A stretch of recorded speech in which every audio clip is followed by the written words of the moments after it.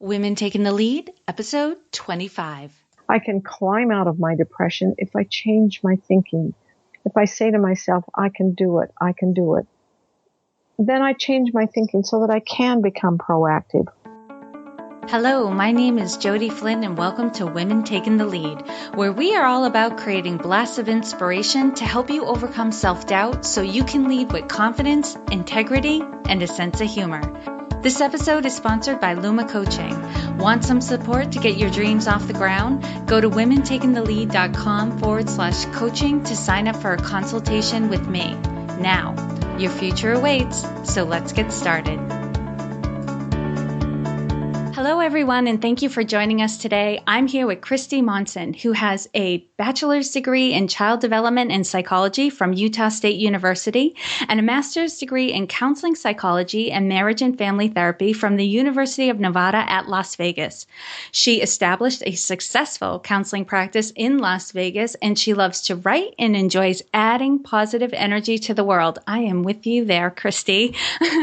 Now, that's only a little intro for everyone, so tell us more about you and your humble beginnings. Well, Jody, thank you so much for having me. It's just a wonderful opportunity to be with you. I love that you are a champion for women. I just don't think there's anything more important in the world to do. So kudos to you, and thank you for having this podcast. I do appreciate it. Well, my story, to go back to my beginnings, I was raised by my grandmother. My grandmother was a widow when my mother was widowed when my mother was about 6, and my mother was widowed when I was about 6. And so we are 2 generations of widows, and my mom, of course, had to go back to work. And so I was raised by my grandma. And, of course, being in that situation, we were just in a female situation. I knew nothing about relationships or marriage. I had no clue. And then the lessons that I learned from my grandmother were things like she was a sweet, wonderful, caring person, but back in the 30s when she was learning her lessons in life, she taught me things like, don't ever make waves. If you can't say anything nice, don't say anything at all.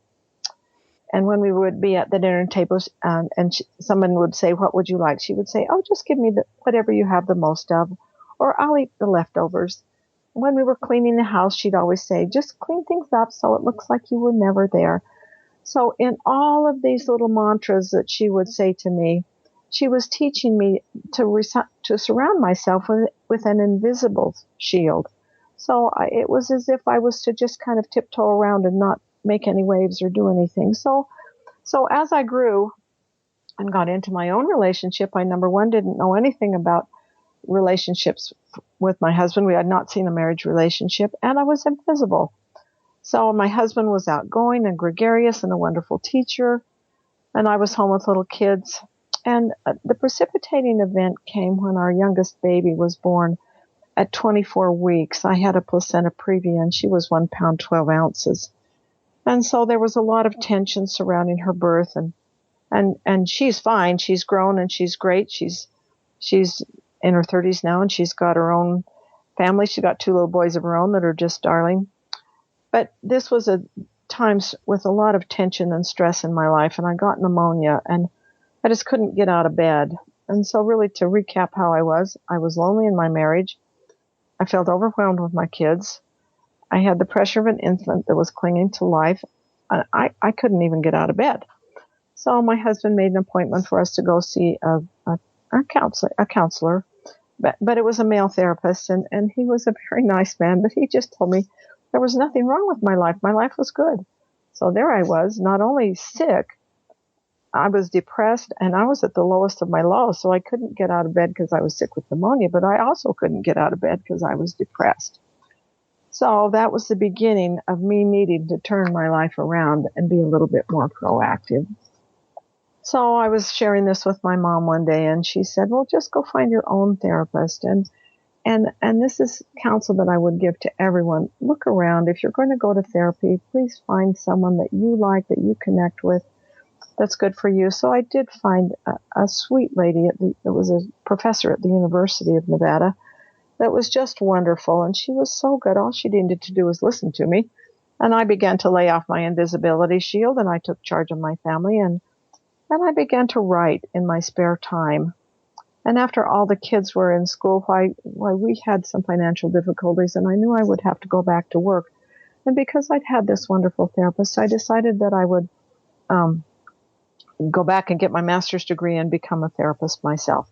Well, this was another kind of a scary jumping off place in my life because I hadn't talked to anybody over the age of 6 for, I don't know, it felt like 100 years.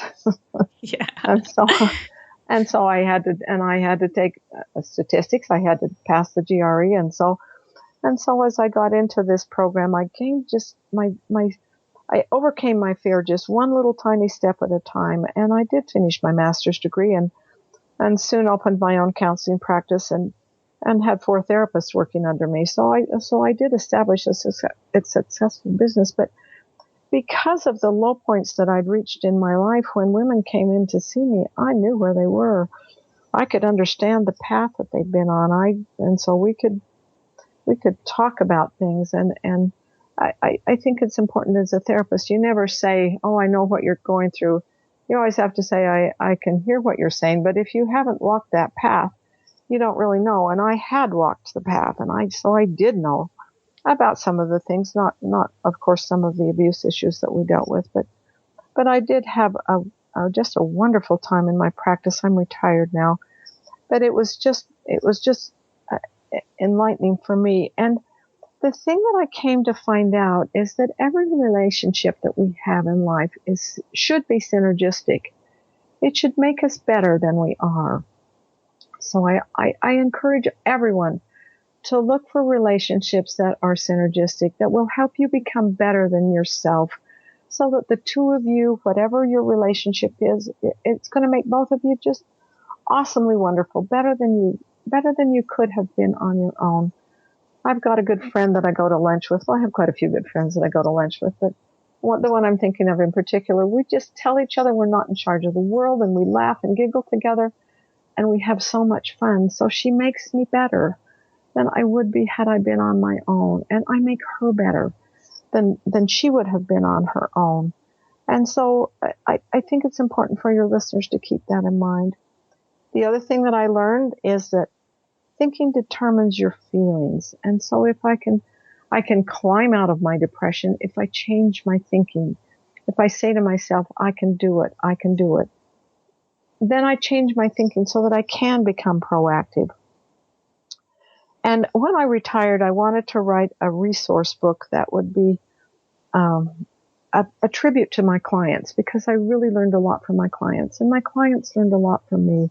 We did have synergism in what we did, and I loved that. It was wonderful. So I wrote my Becoming Free book after I retired as a tribute to them, and to be able to help women with things like becoming more proactive in your life, laying aside your procrastination, being able to make decisions, which of course I couldn't do in the beginning. And so working through depression, communication, all of those kinds of things. So I just have come to a place where I feel peaceful and wonderful in my life because of the steps that I've taken to get there. Chrissy, that's really powerful. And there was something you said that really struck me was when you talked about feeling invisible and how you were raised as a young girl. And I got some similar mantras as a young child as well. And I think a lot of us have heard some of them, if you don't have anything nice, don't say anything at all. And I remember I was so shy when I was younger that I also would just leave things looking as if I'd never been there. Uh-huh. Right? If I used anything, it went back, beds were made. I didn't want I don't know what the thinking was. I didn't want anyone to be burdened by my presence. And I didn't want to call attention to myself, to the point where I trained myself to breathe silently so people would forget I was there. And I remember sometimes like people sitting in the front of a car would say after a road trip, like if we'd been on the road for like 15 minutes, would say to me, "Oh my God, Jody, I forgot you were even in the car." because I wasn't talking and I was breathing so quietly that I wasn't making a peep. So that really resonated with me. Now, luckily, in my later high school years and the beginning of my college experience, that all changed. Thank God.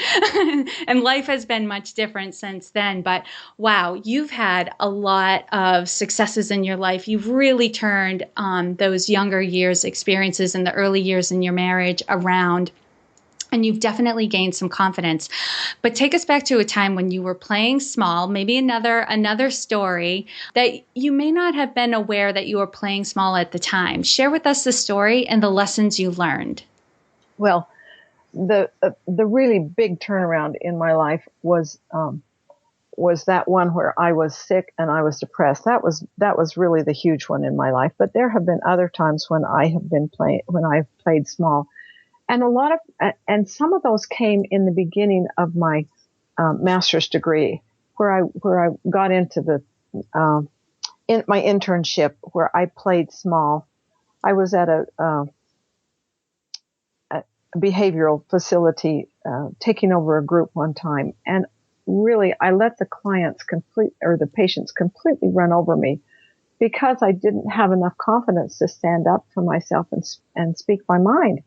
And so there were several times where I was knocked back down like that. And I had this wonderful supervisor who was my therapist, and she was so good with me. She said, "Okay, Christy, you've got to step back and look at how this went." And she had a videotape of it so I could see myself playing that invisibility role again. And so the next time I went to lead the group, I was in charge, and I knew it, and I was more assertive in what I did. And so as I worked through this, it just came little steps at a time. This assertiveness is not something that you, and I can hear that when you were in college, you kind of enveloped yourself with a little more assertiveness cloak.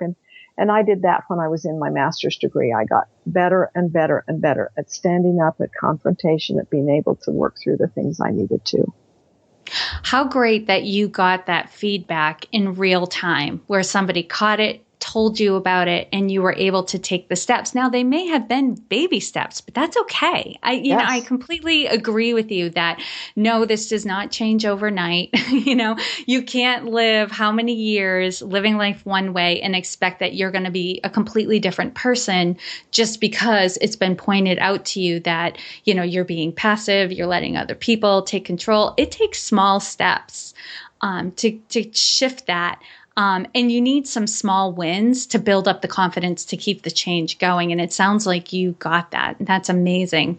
Well, and another kind of cute thing is my husband and I joke about it now because he'll say to me, he'll ask me a question and I give him an answer, and he'll say, "Now that's an answer from your present life." He said, "You would have never said that in your past life."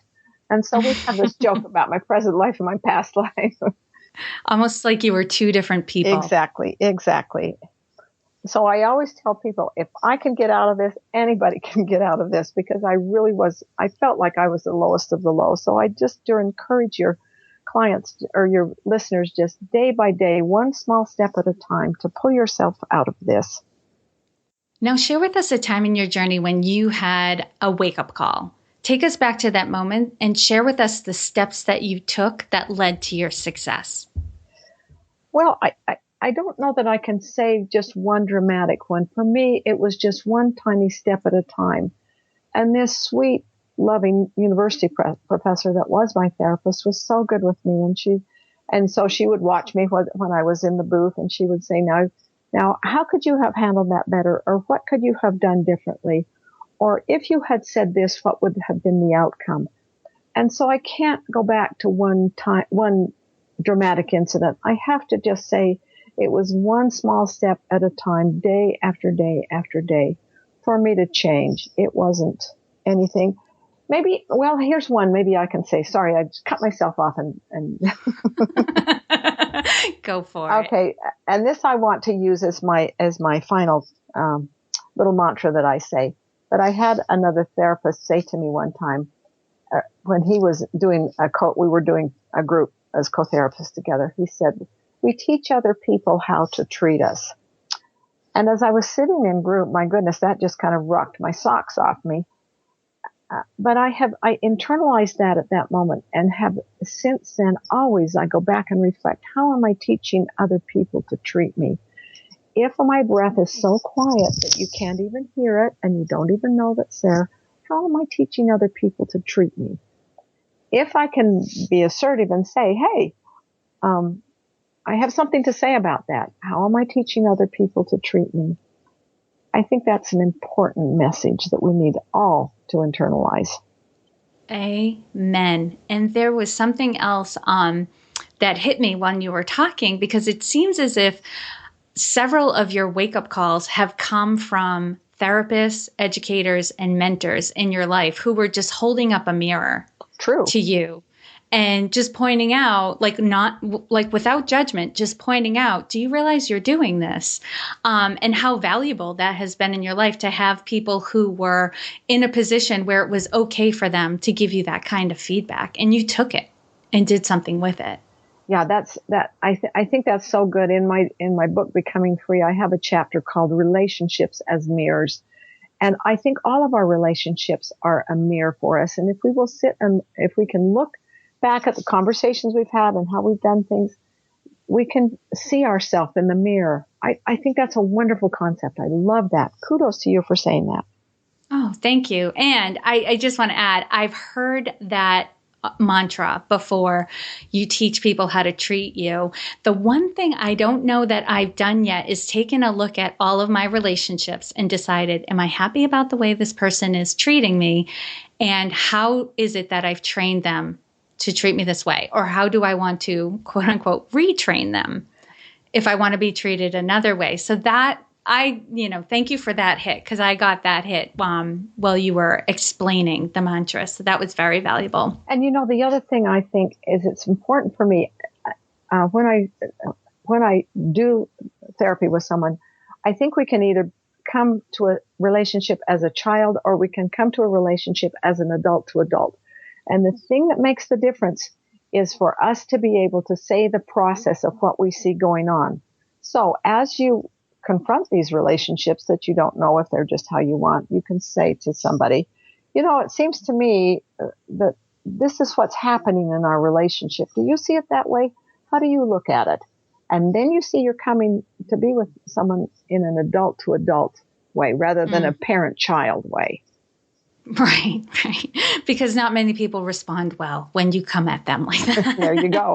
If I'm the critical parent, I'm thrown out the door to begin with. Right. What's gonna come back at you is a petulant child. Perfect. And if that's what you want, Awesome. And what I want everyone to get is there is no one way to lead, right? There's no perfect format that you have to follow. We're all different. We're all going to lead differently. So Christy, how would you describe your leadership style? Well, I'm kind and gentle. I'm very gentle in what I do, and I can step back and see the process. I can talk to people on an adult-to-adult relationship. I like to say process to people. And the reason I think my practice was successful, it was a very busy one, and I was really humbled by that. I just didn't see myself as being that kind of a person, but I'm gentle in what I do. And so then when people come to you and they are attacking and blaming or whatever, you can stand back and let them do their thing and then say, now, how does that come across to somebody? So in a gentle way, you can even confront people who are angry and confrontational, addictive people and those kind of things. So I'm kind and gentle in what I do.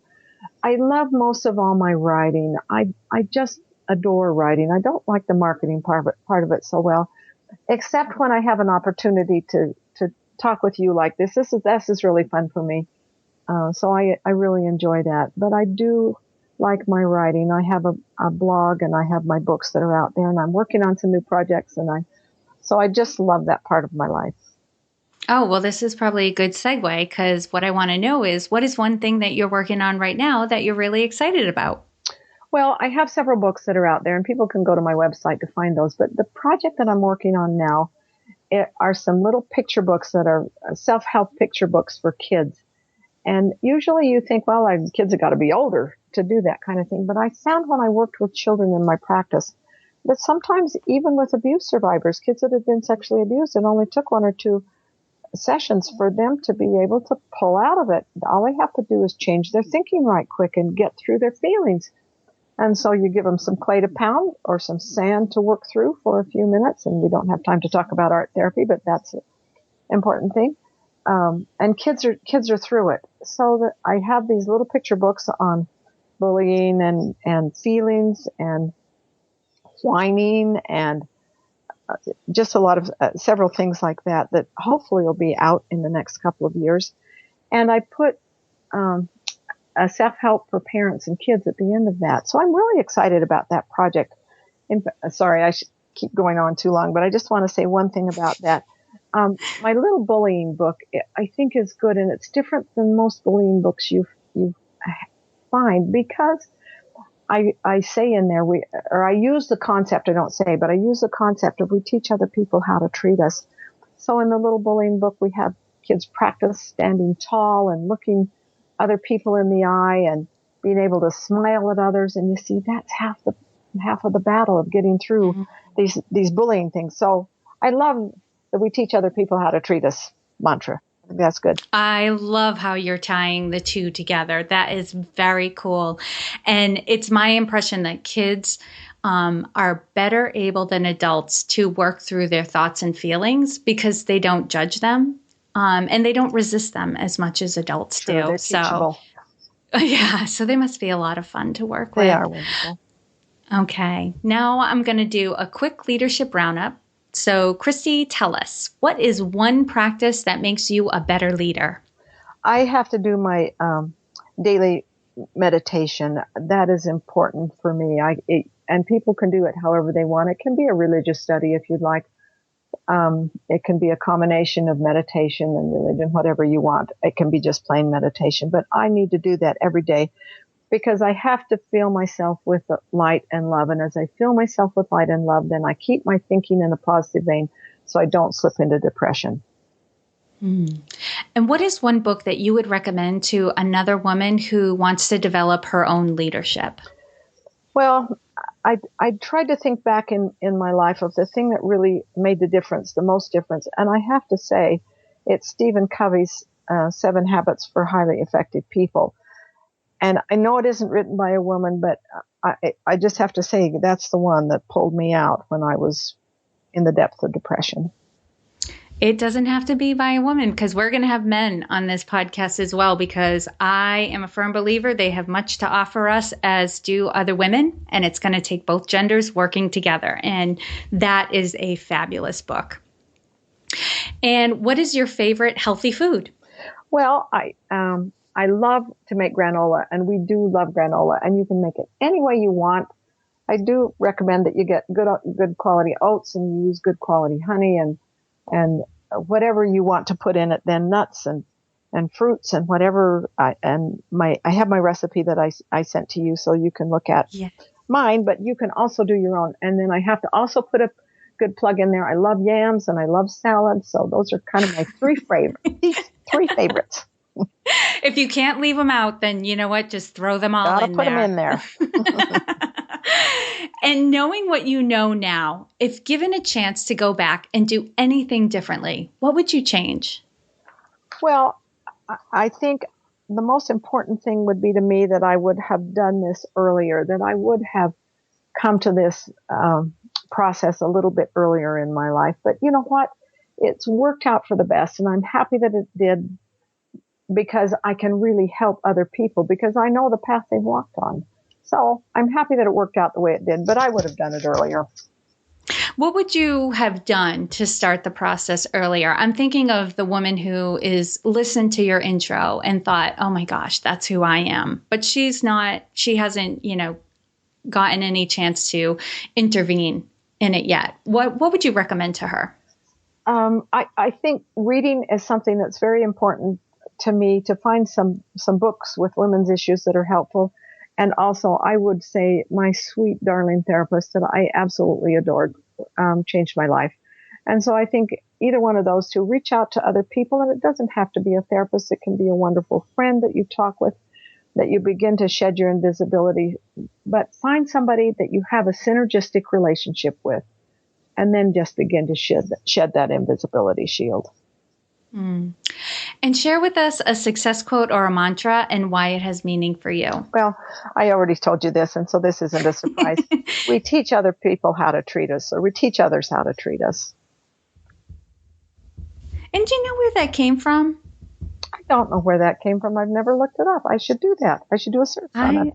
I'll probably do a search on. We teach others how to treat us. That has been something I've been hearing for the last several years, and probably goes back to when I was in coach training. But I don't remember hearing it much before. And this might be an anonymous quote, but if there's someone we can attribute it to, I would like to attribute it to them because it's very powerful. It is, and I'll do a search on it today. And of course, not that we can trust everything on the internet. What? But I'll see what I can find, and I'll email it to you. You just blew my mind. And Christy, lastly, what is the best way for our listeners to connect with you? Well, probably the easiest is to go to my website, www.christymonson.com, and that's CHRISTYMONSON.com. And you can email me. I love to hear from readers and listeners. And the other thing, if you go to my website, the 3 self-help books that I have out are on there, and you can click on any one of the books. Like if you click on the Becoming Free book, then there are 6 articles that you can download on procrastination and decision making and depression, and so things like that. And then if you click on the other books, if you click on the Family Talk book, which is about family issues, it will talk about communication issues. And then my Little Love, Hugs, and Hope, it's a picture book to help kids through tragedy. There's downloads for divorce and death and tragedy in a child's life. So download those free articles if you want. You can find me on Twitter at Christy Monson or Facebook at Christy Monson Author, and I would love to connect with your listeners. And you can find all the links and resources shared in this episode at womentakingthelead.com, or you can use the short link, which is womentl.com. And Christy, thank you so much for taking the time to inspire and enlighten us. We are all better for having met you. Jody, thank you so much for having me. It really has been a pleasure for me. Thank you for joining me on Women Taking the Lead. Were you inspired to take some action today, but maybe don't know where to start? Or maybe you have so many great ideas you can't decide where to focus your attention. Don't let stress or overwhelm stop you from having the career, the business, or the life you want to live. Head over to womentakingthelead.com/coaching or use the short link womentl.com/coaching to sign up for a consultation with me. And to strengthen you on your leadership journey, I'd like to send you off with a quote from Marianne Williamson, so here goes. Our deepest fear is not that we are inadequate. Our deepest fear is that we are powerful beyond measure. It is our light, not our darkness, that most frightens us. We ask ourselves, who am I to be brilliant, gorgeous, talented, fabulous? Actually, who are you not to be? You are a child of God. Your playing small does not serve the world. There is nothing enlightened about shrinking so that other people won't feel insecure around you. We are all meant to shine as children do. We were born to make manifest the glory of God that is within us. It's not just in some of us, it's in everyone. And as we let our own light shine, we unconsciously give other people permission to do the same. As we are liberated from our own fear, our presence automatically liberates others. Again, thank you for joining me, and here's to your success.